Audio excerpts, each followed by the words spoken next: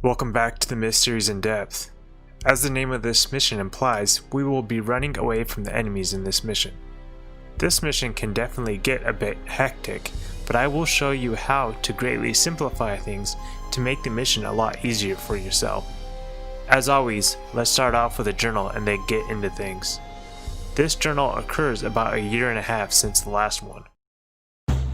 The tome found within the Pack Mage's den was horrid to gaze upon. It was as if the malign knowledge it contained was somehow tangible, and that the mere act of thinking upon it allowed the soul to be tainted. The precise writing contained within could not be read by anyone save Mordred, and he would require his library to translate it fully. The return to Llancarfan was one of celebration. Connacht and his devil slayers had lived up to their name, and the entire city rejoiced at their return. On the steps of the imperial palace, Emperor Leitrim presented Connacht with the Sigil Virtus, a medal of valor few had ever received. All of Llancarfan knew the name of Connacht and praised their new hero. Even Majoran was silently complacent. As the city held its festivities, Mordred locked himself away in his dark study and pored over the Pack Mage's tome. So intense was his research, he refused to be disturbed or even eat. After several days, Mordred emerged from his study with a dead pallor about him, but bearing an exhausted smile. Immediately, Connacht, the Emperor, and the War Council were gathered at the Imperial War Room. Mordred feverishly told them about his translation of the tome. The book was written by none other than Moagam himself. Its pages told of the blackest of necromantic sorceries, and it was intended to teach the Mercridia these magics. It seemed that Moagam, the one responsible for bringing the Mercridia into this world 1,000 years previous, still held some sway over them, and he planned to use them to attack Llancarfan. As the commanders began preparations for defense, Mordred spoke of one other piece of information the book provided: the location of Moagam's main encampment along the shores of the deep. Connacht, realizing the potential for that information, boldly addressed the Emperor. An army of Llancarfan soldiers could march on Moagam's encampment and attack him by surprise before he or his army could reach the city walls. After long hours of discussion and planning, the Emperor finally agreed to give Connacht charge of a regiment of the Empire's finest soldiers. They would march north along the Dire Marsh to the shores of the deep and attack Moagam by surprise. They hoped that a strike to Moagam's heart would stop his evil plans before they could be started.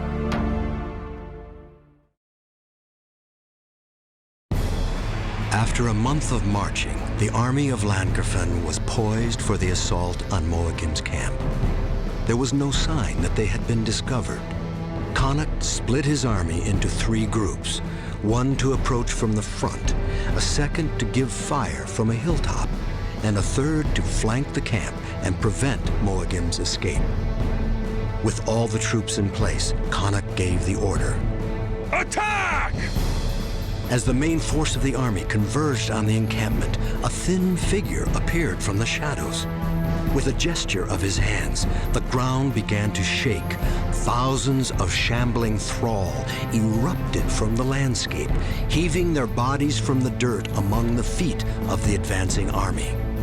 The shadowed figure was none other than Balal the Watcher, the most powerful necromancer to ever walk the face of myth. Unsuspecting, outnumbered, and surrounded, the Llancarfan army fell before the thrall's unforgiving axes. To his utter shock, Connacht suddenly realized the masterful trap that had been laid and the extent to which it had ensnared him. Without the main army to threaten them, the Mercridia from the encampment charged the archers stationed on the overlook. The archers fell before the beast's claws and were blown apart by the fiery bolts from the Mercridian Pack Mages. As the flanking army to the north advanced to the edge of the encampment, hope of a victory still remained. It was then that a thunder broke over the battlefield, a thunder of footfalls. From behind, titanic figures clad in black iron lumbered into the camp. With a strength unmatched, their single hammer blows slew whole ranks of soldiers. They were the Trow, And somehow, Moagim had their allegiance. For the first time in his life, Connacht knew defeat. Sons of Lankerfen, retreat! Fall back! Moagim, who had not so much as lifted a finger during the battle, threw back his head and laughed. It was a laugh of victory. Having defeated the Pack Mage, Connacht has now become a hero in Lankerfen in addition to Gower. His fame is quickly spreading and he is only just beginning. Emperor Leochim has given Connacht a medal by the name of Sigil Vitrus, which is a medal of valor few have received. Mildred has brought the tomb that they found within the Pack Mage's den to his library within Lankerfen. Mildred translated the tomb while the rest of Lankerfen was celebrating the Devil Slayer's victory. As we know, Mildred is quite a bit more studious than the other Avatara.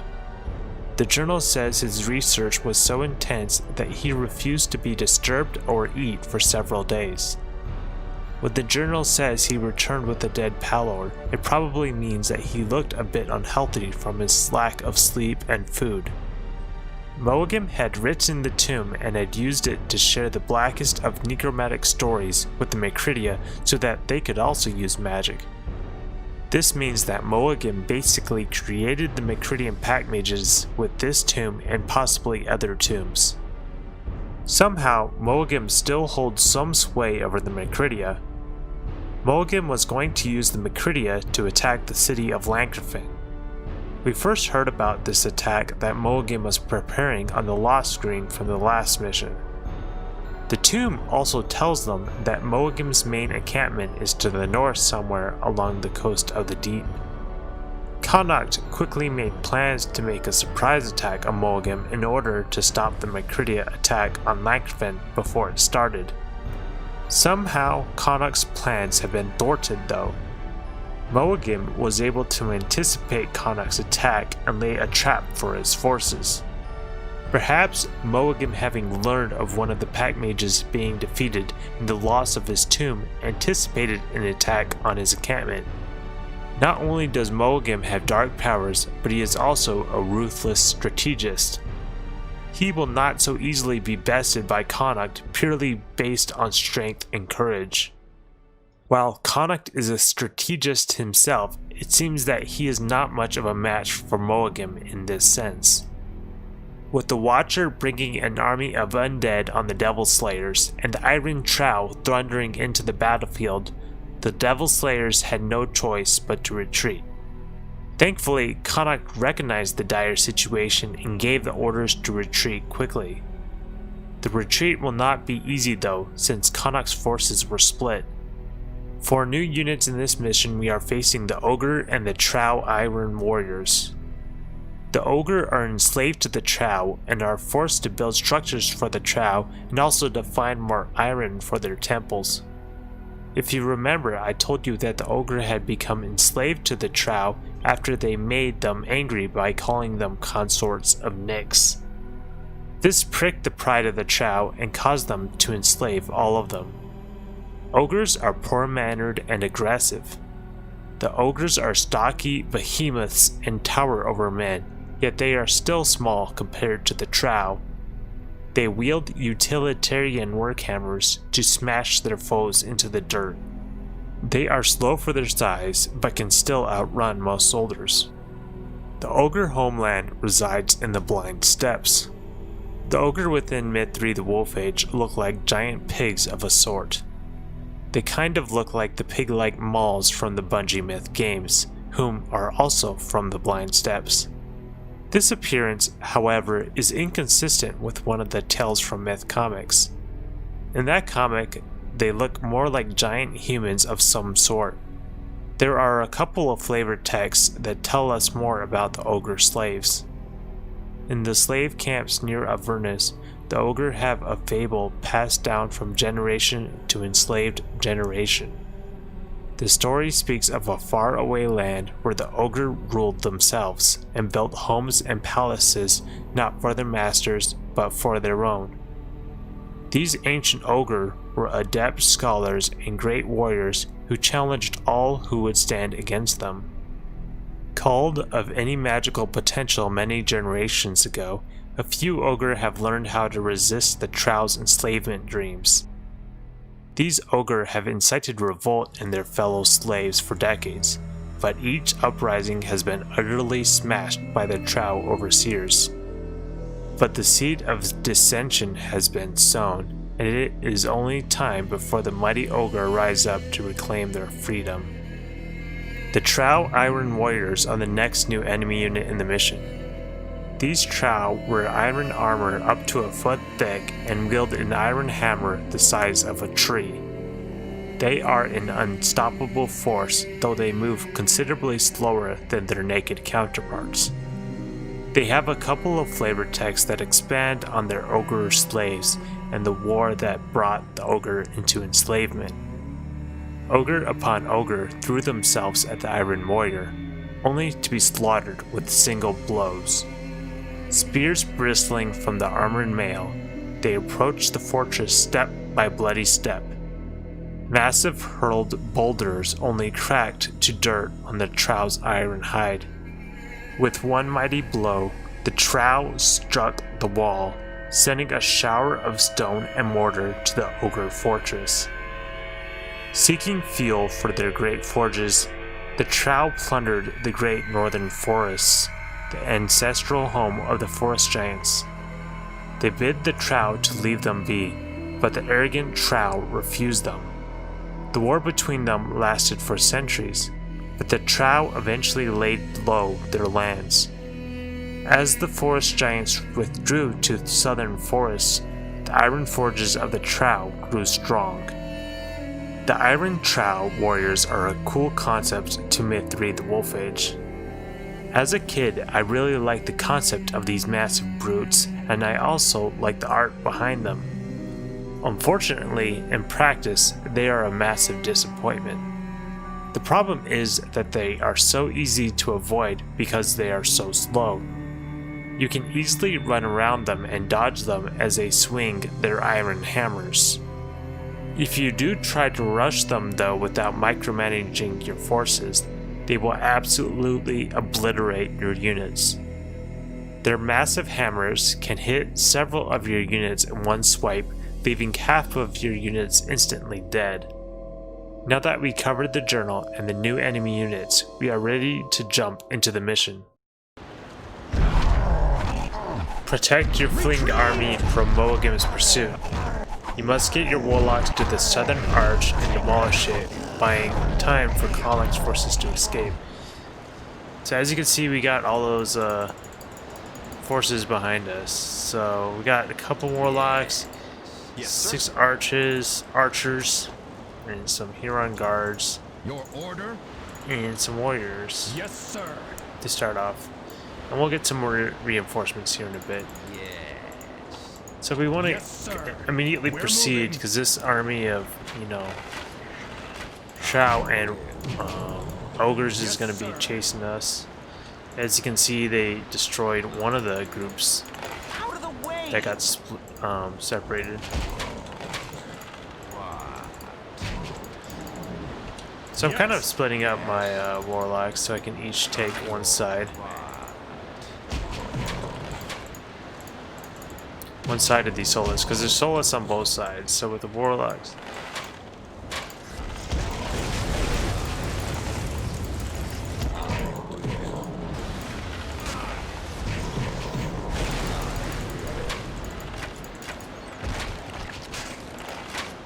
okay.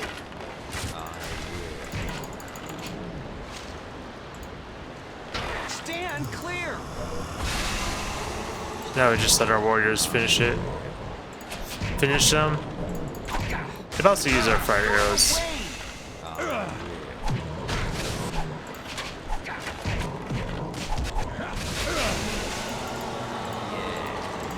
Okay. So we're gonna come up here. I'll tell you about this in a little bit. But kind of like back here with this, if you want to kill this group of ogres and Trow Iron Warriors, you can. When you start the mission, you just kind of turn around and go back. And there's this big open area, so you just have them all chase your warriors and your hero guards, and you can just have them pretty much just keep running around while your archers and warlocks pick them off. I mean, it's a little bit easier said than done, but it's not really that difficult. These Iron Trial Warriors, they swing their hammers so slow, you can just kind of, in the middle of their swing, you can kind of dodge them. Okay, so Yes, sir. So what we want to do is the Chow Iron Warriors are going to come up here, around here, and then come down this path right here. So we're going to set up here. Here's another path. Now I'm going to kind of sit here for a little bit because, we'll save it real quick.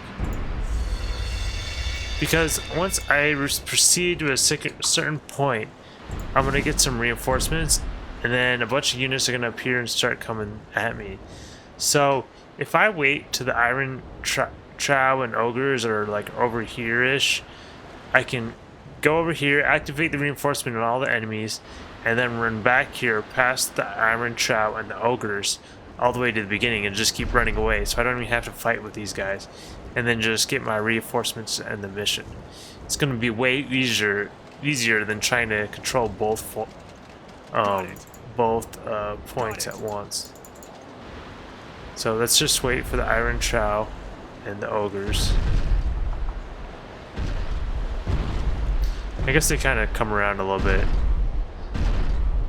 which is why you kind of have to wait for them to start going this way. Okay, now I think that's good enough. So we're gonna come up. We're moving. New units Yes, received. sir. Okay, now we're gonna have these guys run up here. We want to immediately run towards the end of the mission. And we're gonna have these guys run back over here. They're just gonna run to where I started. Oh shoot. Accidentally clicked over here. I think they're good now. Okay, and then, okay. Yes, sir. Got it. Yes. And then we can give these guys, reassign our hotkeys. Yes. Yes, sir. So we need this Warlock to hurry up. You kind of have to run fast because these Thrall come out of the water. There's some more Thrall up here because we got to go this way. There's a bunch of Thrall that come out, and there's a few whites in our way, so we really need our Warlocks to hurry. Got it. Since the Warlock's so slow. We're moving. Yes.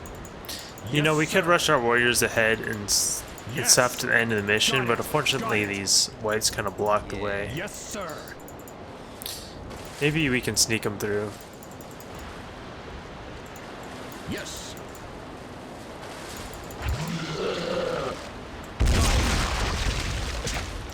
He missed. Yes, sir. So we can actually, we're going to be able to sneak them to the end. Done. Got it. Already there. Done.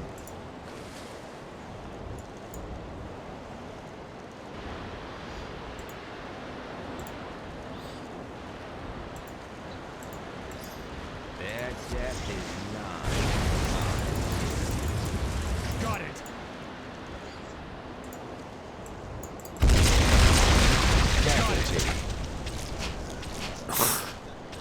Oops. Oopsies. Looked away for a minute, just toying around at the other side, and then it cost me. We're almost at the end of the mission. I just got messing around. Yes, sir. Alright, we'll do it again and we won't mess around as much. Yes, sir. New units received. Got it. Got it. We're moving. We'll try that again though. We'll try sneaking our Huron guard through. Yes. We'll just let him go ahead. Because once you get to the end of the mission, you'll get a new Warlock, and then you got to use Yes, the Warlock sir. to break the arch. Yes.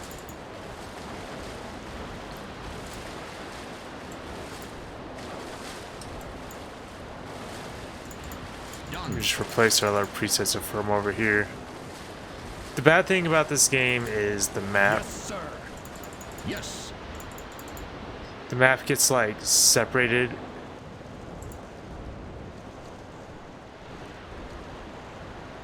See them all trying to chase these units. Try to put them as far away as possible.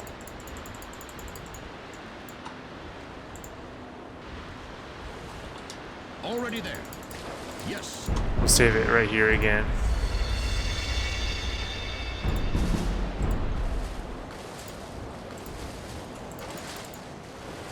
Already there.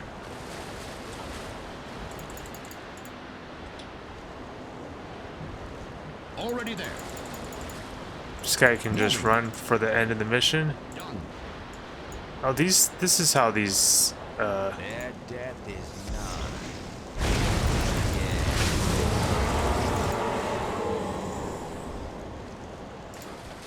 By your Got it.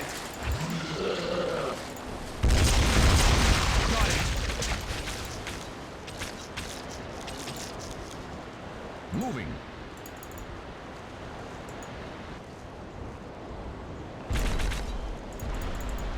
I see that. Yes. By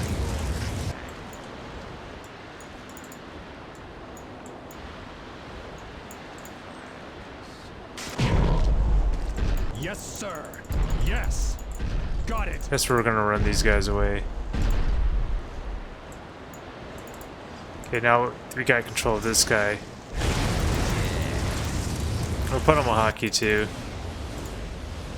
So we gotta use, I think, 3 bullets. Yes, sir. Yes.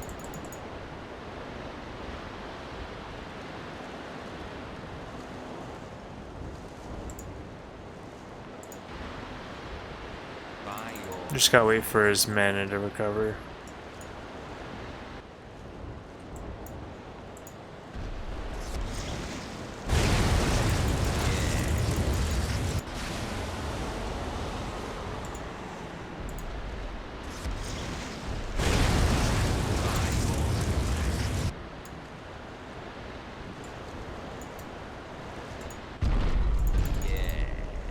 Oh, it didn't blow up. Come on.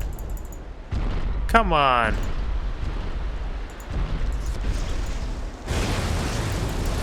Let's see if it works this time. Come on.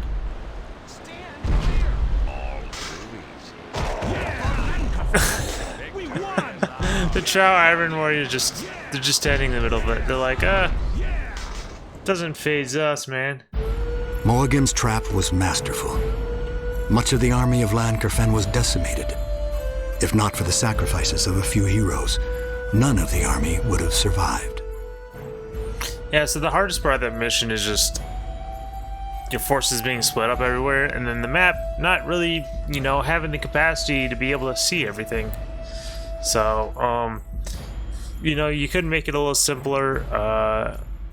Maybe if you keep your warriors in here on guard and warlock, all those extra units you get, your reinforcements. If you kind of keep them together, it might be a little easier. The win screen for the mission shows a warlock running away from the collapsed stone arch, blocking the dark forces that are pursuing us. Thanks to Connacht and the sacrifice of some of the heroes who fought valiantly, some of the forces of Lankerfen survived the trap set by Mulligan. The lost screen shows one of the humongous Iron Trow standing over the corpses from the forces of Lankerfen. The lost screen tells us that every one of the forces of Lankerfen was defeated. Well, that is it for this mission. See you next time in the Forgotten Lands, where we will meet Ravana for the first time.